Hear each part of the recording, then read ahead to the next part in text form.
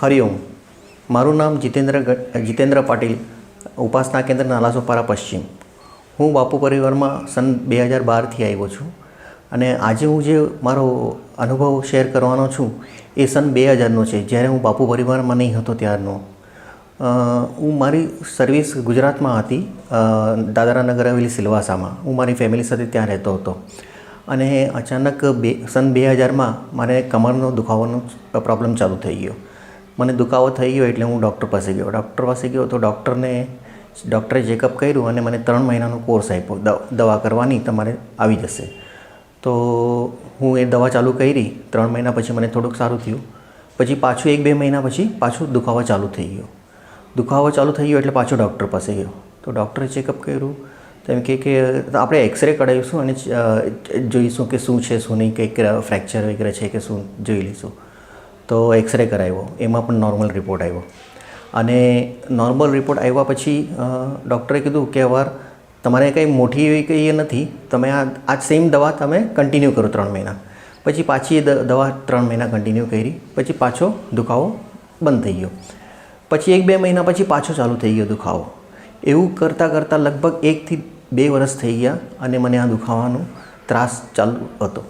એ દરમિયાનમાં હું અહીંયા નાલાસોપારા મારા ઘરે આવેલો હતો અને મને મારો ફ્રેન્ડ મળ્યો વિરાર સ્ટેશન પર, પ્રશાંત સાવે, જે બાપુ પરિવારમાં હતો.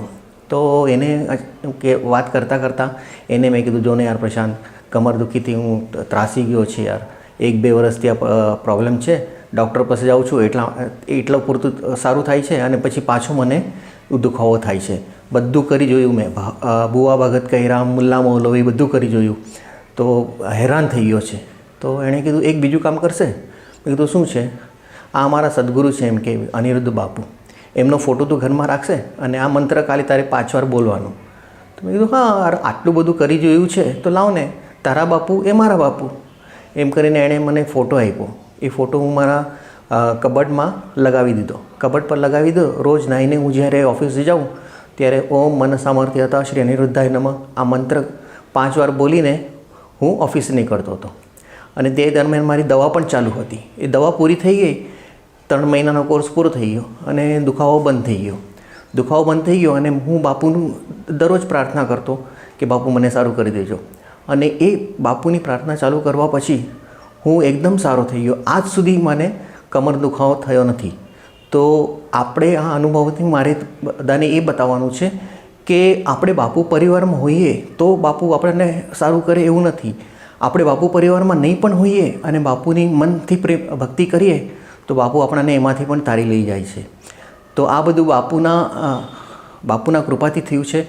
અને હું અંબજ્ઞ છું, નાદ સંવિત.